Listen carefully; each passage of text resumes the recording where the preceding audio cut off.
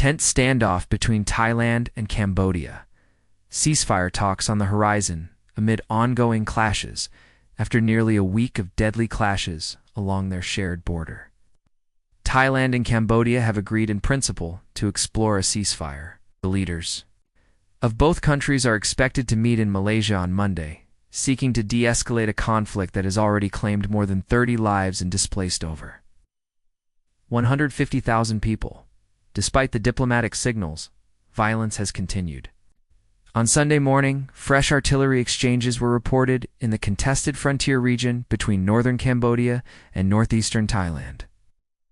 Both sides accused each other of initiating the shelling, while also expressing willingness to enter negotiations.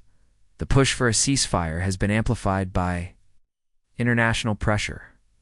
U.S. President Donald Trump confirmed over the weekend that both Prime Minister Hun Manet of Cambodia and Thailand's acting Prime Minister had agreed to his proposal for an immediate and unconditional halt to hostilities. However, Thailand responded with caution. Thailand's caretaker leader stated, "We support the principle of a ceasefire, but only if Cambodia provides guarantees to stop targeting Thai civilians. Our primary concern remains the safety of our people." He also warned that the U.S. would not engage in trade talks with either country unless the conflict ceased.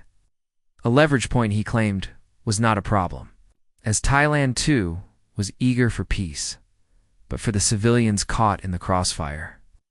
Negotiations cannot come soon enough.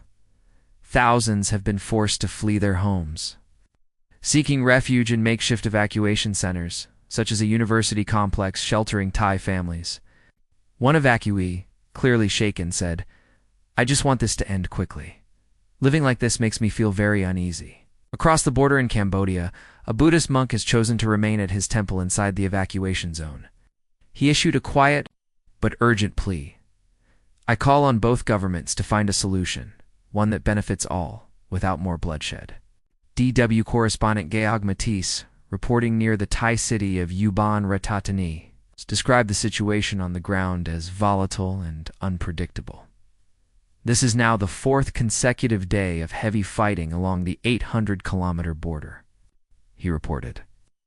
There are reports of early morning combat near Sisaket province, helicopters and ambulances rushing casualties, mostly soldiers from the front lines. In Surin province and the southeastern maritime zones, fighting has also erupted. Mattis added that displaced families are growing increasingly desperate. At first, they believed this would last only a few days. Now they're being told to expect weeks in evacuation camps. Local authorities are struggling to maintain supplies. There's fear that if new Cambodian weaponry pushes deeper into Thai territory, even more people will be forced to flee. When asked about the prospects for ceasefire negotiations, Mattis remained cautious. There's mutual interest in a ceasefire, yes, but also a mutual mistrust. Some military leaders on both sides reportedly want to secure additional strategic ground before any serious talks begin. Observers fear that without a breakthrough, the conflict could escalate into full-scale war, a scenario Thailand's caretaker prime minister has publicly warned against. Such a development remains unlikely. Thailand is the stronger military and economic power, Matisse explained, but neither side wants to appear weak. Both governments want to maintain a position of strength before returning to the table. That's the core issue: pride, positioning, and politics. For now, the guns have not fallen silent, and the civilians along the border can only hope that diplomacy will catch up to the artillery. Asterisk, did you find this video interesting?